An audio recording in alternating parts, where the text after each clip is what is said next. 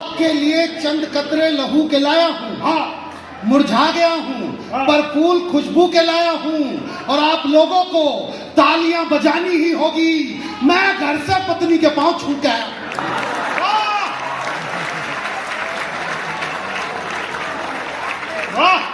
क्या कह दिया भाई साहब बता रहे थे, हमारे केजरीवाल के बारे में बोल रहे थे, भाई तुम अपना सीएम देखो, हम दिल्ली वाले हम अपना सीएम देख रहे हैं।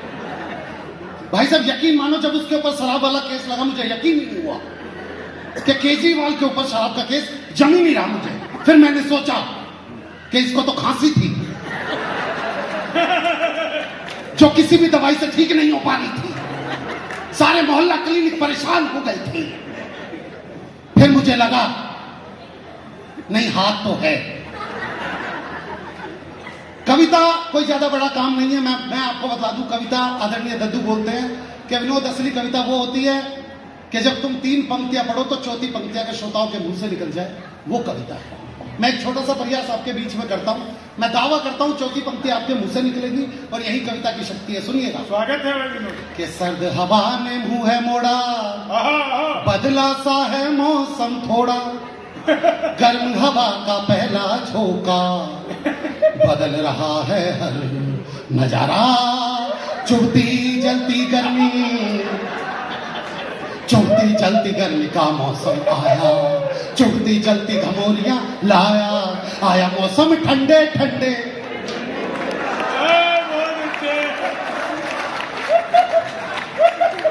पर ऐसा वैसा मैं दिल्ली का हूं, मैं सच में ऐसी 4 पंक्तियां सुना सकता हूं कि 3 पंक्तियां मेरी और चौथी पंक्ति आपकी। बस दिल्ली की राजनीति को दिमाग में रखना कि दिल्ली की एक लड़की ने दूसरी लड़की से पूछा कि तू जिस लड़के से प्यार करती थी तूने छोड़ क्यों दिया, तो लड़की ने जो जवाब दिया वो 4 पंक्तियों में।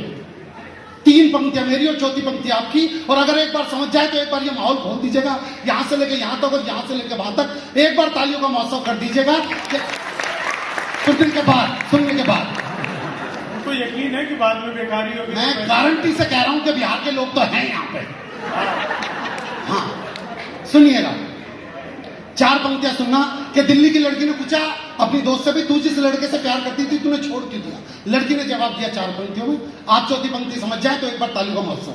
लड़की ने बोला कि कर्जे में उसका एक एक बाल निकला, कहां का धनी था वो तो कंगाल निकला, और मैं ही थी जो मोदी की तरह गरजती रही, वो तो खांसने वाला।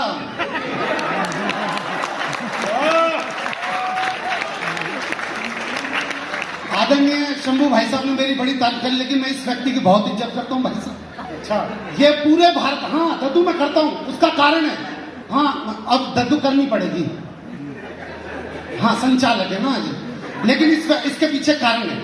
मैं इस व्यक्ति की इज्जत इसलिए करता हूं क्योंकि जब तक ये व्यक्ति रोज शाम को 2 कवि सम्मेलन ना कर ले, भाई साहब खाना हजम नहीं होता। जैसे ही पहला कवि सम्मेलन खत्म होता है आयोजक से कहते हैं भाई साहब यहाँ का हो गया दूसरे में जाओ, भाई साहब यहाँ का हो गया दूसरे में जाऊं, भाई साहब यहाँ का हो गया दूसरे में जाऊं। और भाभी जी करवा चौथ पे इनकी पूजा करें।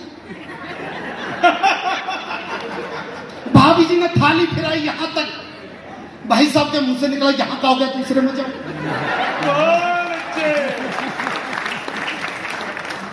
फिर थाली नहीं फिर इनके ऊपर लठ फिरे हैं। लेकिन मेरा दूसरा कारण, इस मंच पे जोनी बैरागी भैया हैं, मैं इस व्यक्ति की दिल से बहुत इज्जत करता हूं क्योंकि ये वो व्यक्ति है, जब ये 12वीं क्लास में थे लड़कियों के कॉलेज के बाहर जाके खड़े हो जाते थे, और जब लड़कियों की कॉलेज से छुट्टी होती थी तो जॉनी बैरागी उन लड़कियों से बोलते थे कि जब तक तेरा भाई जिंदा है तुझे कोई हाथ नहीं लगा सकता। इनके इलाके में अगर कोई लड़का किसी लड़की को छेड़ दे तो उस लड़के को बहुत मारते हैं और फिर उस लड़की से बोलते हैं कि जब तक तेरा भाई जिंदा है तुझे कोई हाथ नहीं लगा सकता। घर वालों ने शादी करवा दी, सुहागरात पे घूंघट उठाया और अपनी आदत से मजबूर। जब तक तेरा भाई जिंदा है तुझे कोई हाथ नहीं लगा सकता। और अब तालियां तो इस बात को बजा देना, शादी के 12 साल बाद भी अपने इसी वचन पर कायम है। महिलाएं मैं देख रहा हूं भाई साहब, बनते तो देवरानी अच्छी मिलती, जब नंद बनते तो भाभी अच्छी मिलती, जब भाभी बनते तो नंद अच्छी मिलती। बात रही पति की, वो तो आज तक किसी औरत को ढंका। वो हरिद्वार की तरफ 2 बसें जा रही थी, आगे वाली बस में सास, पीछे वाली बस में सारी, आगे वाली बस में सास, पीछे वाली बस में सारी बहुएं, तो सास वाली बस खाई में गिर गई। देखो ये बहुएं हंस फ्री है। इसे कहते हैं दूसरों की खुशी में अपनी खुशी ढूंढना। तो जैसे सास वाली बस खाई में गिरी, बहू वाली बस में एक बहू ने रो रो के, हो मेरी सास, हो मेरी सास। सबने बोला, हो तू तो बहुत प्यार करती थी, कहीं ना मेरी वाली तो आई ना। बहुत अच्छे। और मैं आपके बीच में बस एक बात बताना चाहता हूं भाई साहब, देखो राहुल गांधी के बारे में बहुत सारी बातें बोली जाती हैं। पिछले दिनों वो आंध्र प्रदेश में चले गए भाई साहब। आंध्र प्रदेश में बीच में से निकल के आते स्टेज की तरफ, शंभू भाई राहुल गांधी जी आते बीच में से निकल के स्टेज की तरफ, तो यहाँ पे एक आंध्र प्रदेश की महिला बैठी हुई थी। उन्होंने राहुल गांधी के सर पे हाथ रख के बोला, येंडू वरकी में तुम्बा। तो अगला तो उत्साहित रहता स्टेज पर, बस बस अब की बार हमारी सरकार को आने से कोई नहीं रोक सकता। एक अम्मा ने मेरे सर पे हाथ रख के बोला, येंडू वरकी में तुम्बा। तो नीचे से एक आदमी बोला, भैया ये तुमसे कह रही है, बेटा तुमसे नहीं हो पाएगा। आदरणीय विनय जूनियर जी हमारे बीच में बैठे भाई साहब। इस व्यक्ति के बारे में एक बात बता दूं, राजस्थान में गांव पड़ता है लकोई। लकोई में वैसे तो ना जाने कितने कुएं हैं, लेकिन एक कुआं ऐसा भी है जिसमें झुक्के नाम लेने पे कुआं जवाब देता है। ये देखने के लिए मैं और शंभू भाई उस कुएं के पास गए। मैंने झुक्के नाम लिया विनोद पाल, तो कुएं में सवाजाई विनोद पाल। शंभू भाई ने अपना नाम लिया शंभू शिखर, तो कुएं में सवाजाई शंभू शिखर। फिर हमने विनय जूनियर जी का नाम लिया, विनय जूनियर जी। तो कुएं में से कोई आवाज नहीं है। हमें टेंशन हो गई, इतना बड़ा आयोजक यार, इस व्यक्ति का नाम तो आना चाहिए। बगल में एक बाबा थे, मैंने बाबा से पूछा, बाबा कोई गलती हो गई तो बताइए। हम दोनों ने अपना नाम लिया तो कुएं में से आवाज आई। जब मैंने विनय जूनियर जी का नाम लिया तो कुएं में से आवाज क्यों नहीं आई? तो बाबा ने बोला, बेटे दुनिया में विनोद पाल का जवाब हो सकता है, शंभू शिखर का जवाब हो सकता है, पर विनय जूनियर जी का कोई जवाब नहीं है। वो लाजवाब व्यक्ति है। तो भाई साहब आपने जैसा बोलने के लिए कहा था मैंने बोल दिया भाई साहब।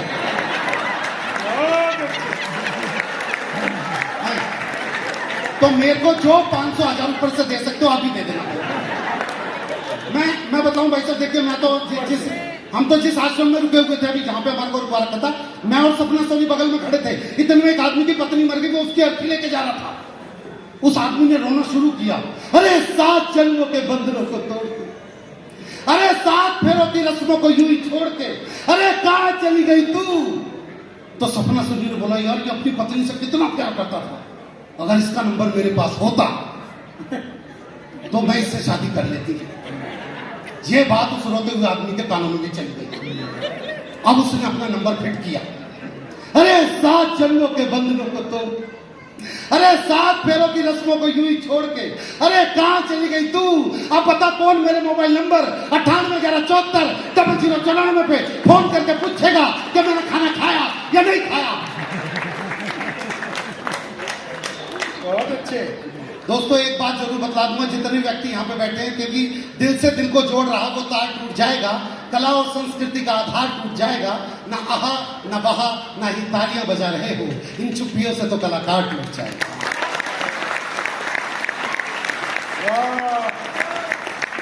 मैं एक दृश्य आपकी आंखों को देना चाहता हूँ। कितने लोग ये बात जानते हैं कि जब लड़की की विदाई होती है, आज भी दिल्ली, हरियाणा, यूपी, राजस्थान में जब भी लड़की की विदाई होती है तो उसका लड़की का मामा लड़की को गोद में उठा के डोली वाली कार तक छोड़ के आता है। एक बार हाथ उठा के बताइए कितने लोग ये प्रथा जानते हैं?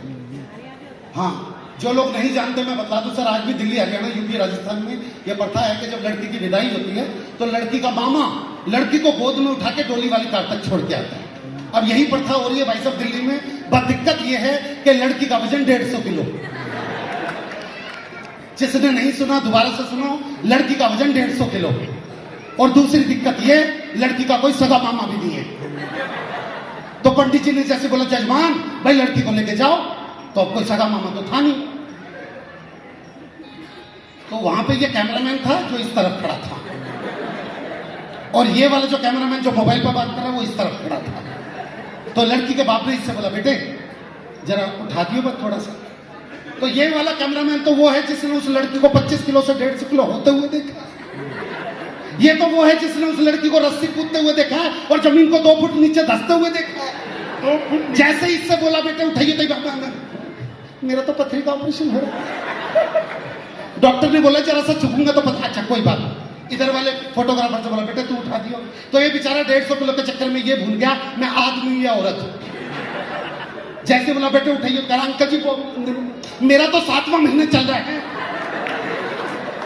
अच्छा, अब ऐसे में जब ये पूरी व्यथा चल रही है, पीछे एक 40 किलो का लड़का खड़ा, उसे पता ही नहीं यहाँ पे क्या बातें चल रही है। वो पीछे सबसे कह रहा बाबूजी मेरे लायक को काम हो तो बताना,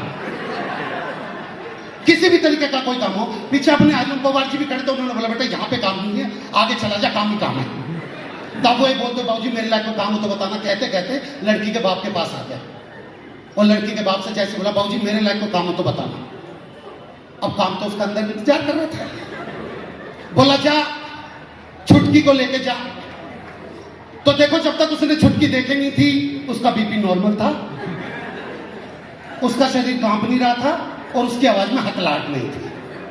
लेकिन जैसे ही उसने लड़की देखी उसके शरीर में ये तीनों चीजें हुई। कहां है अंकल जी? पीछे।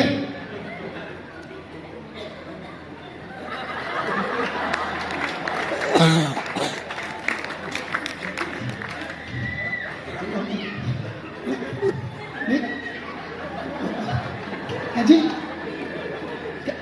क्या करना है अंकल जी? उठानी है अंकल जी, इसको उठाने में तो मैं पर छुटकी ना आई हो, ये तो बुटकी। पसंद न बोला नहीं बेटे देख अब तूने बोल दिया, तुझे उठानी पड़ेगी। तो न्यूट्रल जी उसने उठाने की छोटी सी कोशिश की तो रीढ़ की हड्डी में से चटक की आवाज आ गई। पर अपने मंडलाश्वर जी हमारे यहाँ पे जो बैठे हुए ये आए, इन्होंने सुल्तान फिल्म का गाना गाया उसका कॉन्फिडेंस बढ़ाने के लिए। खून में तेरे मिट्टी, मिट्टी में तेरा खून, ऊपर अल्लाह नीचे धरती बीच में तेरा जुनून। भाई साहब उसने लड़की उठा ली। वो लड़की को लेके आधे रास्ते तक ही गया था कि लड़की के मन में फिर मम्मी के प्रति प्यार जग गया। वो उसकी गोदी से उतर के भाग के आ गई। लड़की का बाप बोला जा लेके कर ले क्या मतलब भैया ये भाग जो झूले वाला यहां तक तो लेके आ गया था। कह रहा दोबारा से उठा, दोबारा से उठाने की कोशिश की तो नहीं उठ रही। अब की बार अपनी जूनियर जी आए और इन्होंने मेरी जंग फिल्म का गाना गाया। ओ, ओ, ओ, ओ, ओ, जीत जाएंगे हम। अब जिसने उठा रखी उसकी आवाज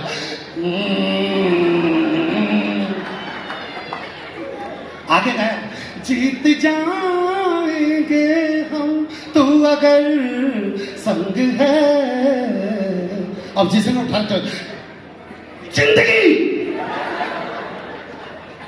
दो कदम पर खत्म है। वो लड़की को लेके आगे बढ़ा। तालियां बजाइए, क्या बात है, वाह वाह।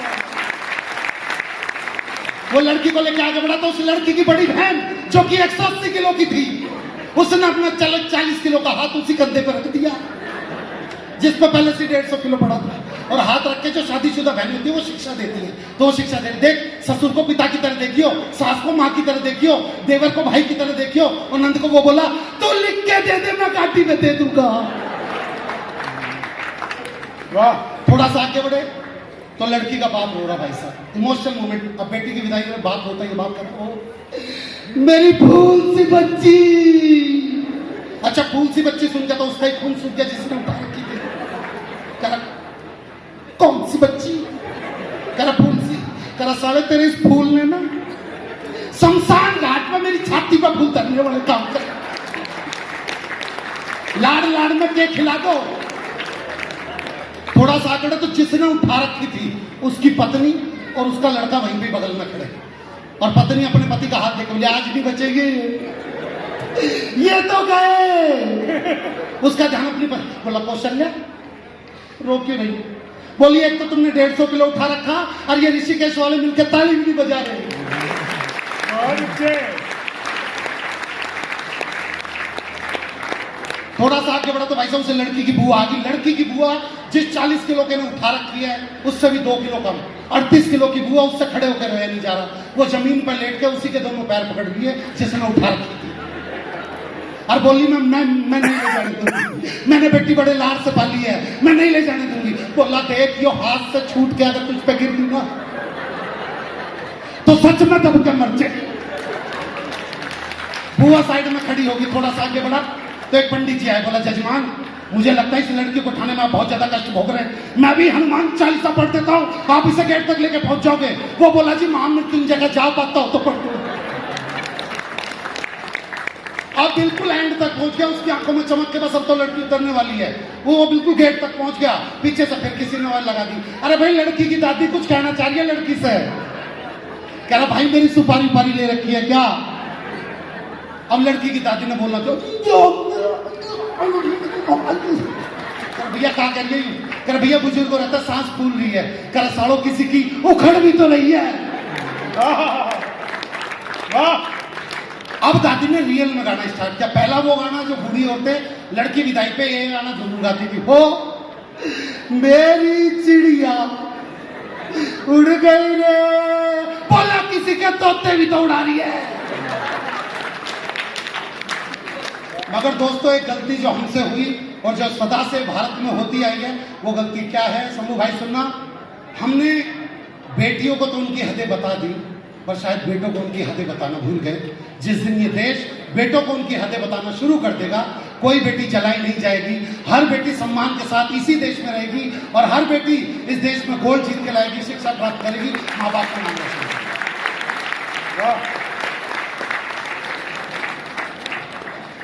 ये जितनी ये प्यारी प्यारी बच्चियां बैठी हुई हैं, बस मैं 4 पंक्तियां इन बच्चियों के नाम पर देना चाहता हूं।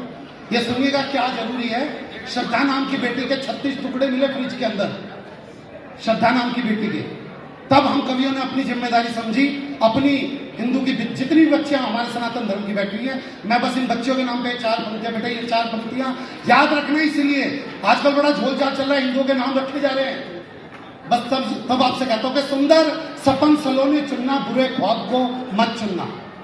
कि सुंदर सपन सलोने चुनना, बुरे ख्वाब को मत चुनना, और खोदे जो पहचान तुम्हारी उस नकाब को मत चुनना। और मेरी बच्चियों ये पंक्तियां याद रखना तुम सदा, रवि सूर्य दिनकर को चुनना, आफताब को मत चुनना।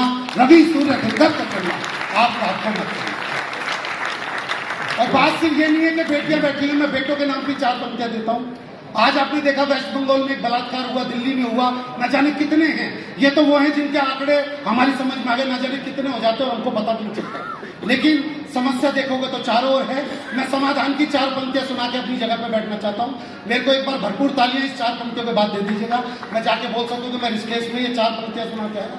मैं पुरुषों, बेटों और जितने लड़के यहाँ पे बैठे हुए उन सबके लिए 4 पंक्तियां कि खुद अपने चरित्र पर ही मूंग दल रहे हो तुम, खुद अपने चरित्र पर ही मूंग दल रहे हो तुम, अच्छे हो तो क्यों फितरत बदल रहे हो तुम, और अगर एक लड़की तुम्हें देख के रास्ता बदल रही है तो ये जान लो गलत रास्ते पे चल रही है। वाह